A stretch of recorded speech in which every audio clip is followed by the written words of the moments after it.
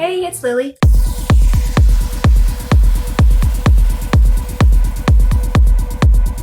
This is my first video ever on this channel. This is going to be a December TBR. As you saw from the thumbnail, I am being quite ambitious this month.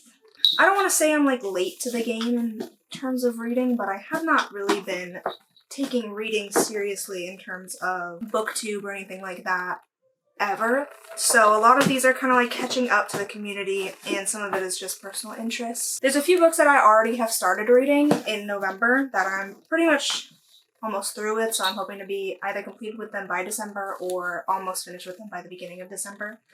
And I'm going to start off with those. So the first one I want to talk about is How to Read a Book. It's a book that I started on Kindle, and I don't have a physical copy. I'm about halfway done with that, so hopefully by the beginning of December I'll be pretty much almost done and I'll be able to move on to something else. But I'm really excited about that book. It's been really eye-opening in terms of taking reading seriously and having a really solid background in outlining a book and really getting the most out of it. So I'm very excited to finish that up. The first half of the book is like mostly about reading nonfiction, which I don't do a lot of, but I think it's still very interesting because it'll open up a world of opportunity for me. And the second book I'm also pretty much halfway done with. That is Slewfoot by Rom, and this has been such a good book. Like I said, I'm about halfway done, but it is definitely going to be like in my top of the year, probably top ever, because I just really have been enjoying it. The premise is about this girl who, her mom like is a witch or a pagan, but she also is in this Christian community and having to grapple with like having Christian values, but you know, being a witch and having magical powers and meeting like the devil. The third book on my TBR, which I have also started but am nowhere near finished with, is Sweetness of Water. And I bought this book along with a few of the other ones in this pile. And the reason I bought it was, well, first of all, it's on Oprah's book club. There you go. So it is on Oprah's book club, and the premise is super cool. It says, so it takes place during the Civil War, and there's two stories that kind of run parallel to each other. One is of this guy on his farm, and he takes in two freed slaves and like takes care of them, I believe. And then the other one is about, parallel to their story, runs a forbidden romance between two Confederate soldiers recently returned from the war to the town of Old Ox.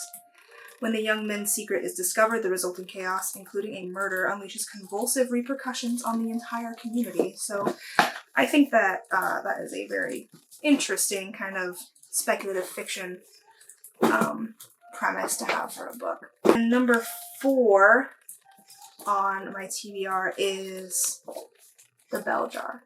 I have not read this book at all. The only information I know about it is what's on the back here. And the fact that I know a lot of people recommend it, and it's kind of like a cult classic kind of story.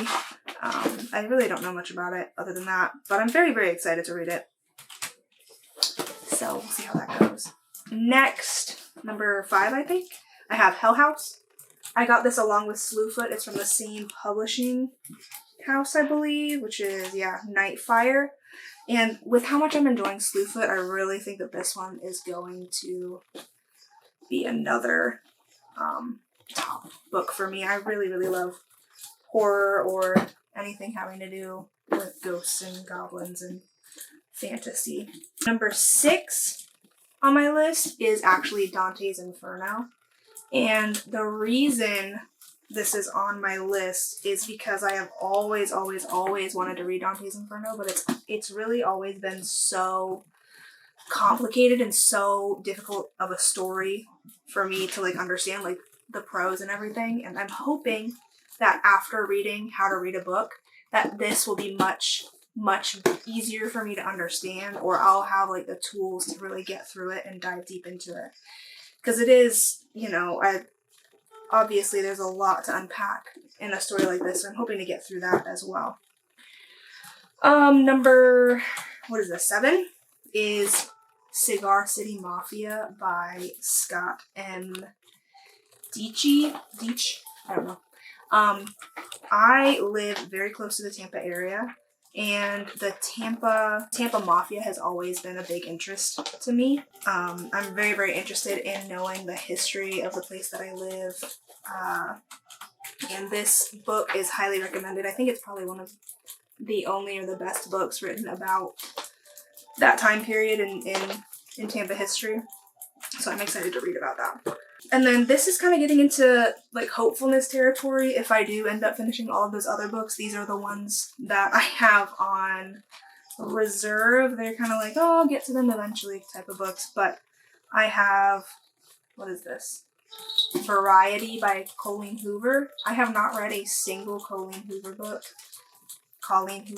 So I'm really, really excited to read this. My sister actually gave this to me and she highly recommended it. So I will be getting through that as well at some point. Like I said, I don't want to say that I'm like new to reading, but I am new to like booktube or like book talk.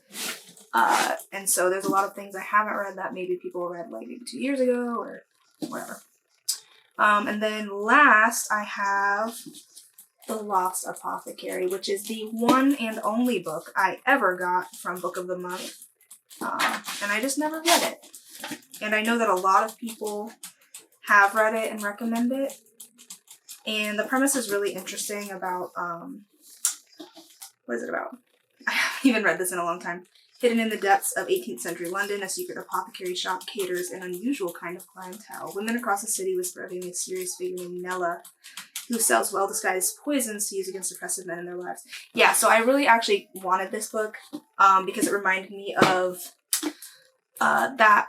there's this show called Versailles.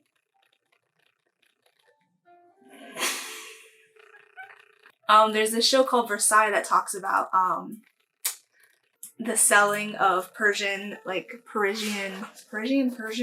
people from Paris, or French people, like French aristocrats. They would buy and sell these potions or drugs. They would call them potions, but they were like drugs. During one era, there was this almost like a plague of people poisoning other, like aristocrats poisoning other aristocrats, and I think that's such an interesting story, and this kind of just, it reminded me of that sort of era. But yep, that's my whole TBR for December, just so you can kind of see all of them.